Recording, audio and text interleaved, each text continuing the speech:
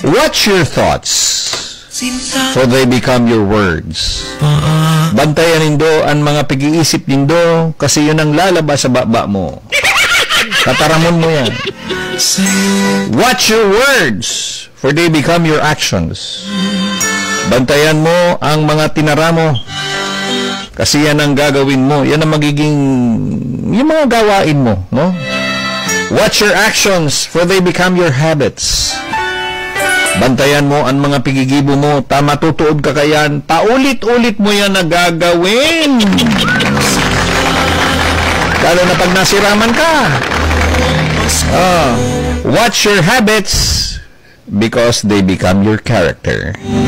Pag ang termi mo pigigibo, nagiging habit mo na, nakasanayan mo na, ayun na yan ang ma-reflect na karakter mo. Okay, bilang sarong tao. And finally, pag naging karakter mo na siya, watch your character, for it becomes your destiny. Kung ano ka ngunyan, ano ang karakter mo, diyan nakasalalay ang futuro mo. Ayan. Kung masibaon ka, sigurado pag abot kan panahon, matabaon ka, may ilang ka. Okay? Okay? Dahil ko nadugtungan, ha?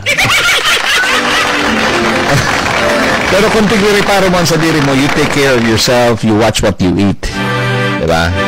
And yung mga bawal, hindi mo kinakain. Siyempre, you'd have a good health kahit papano. Diba? Alright? If you're kind enough now, maraming magmamahal sa'yo. Diba? Hindi nangangahulugan na susuklian nila yung mga binigay mo, yung ginawa mo. Ang importante, maaalala ka nila dahil sa mga ginawa mo. Kung makarumdum. Okay. Kung makarumdum. Again, watch your thoughts, for they become your words. Watch your words, for they become your actions. Watch your actions, for they become your habits. Watch your habits, for they become your character. Watch your character, for it becomes your destiny.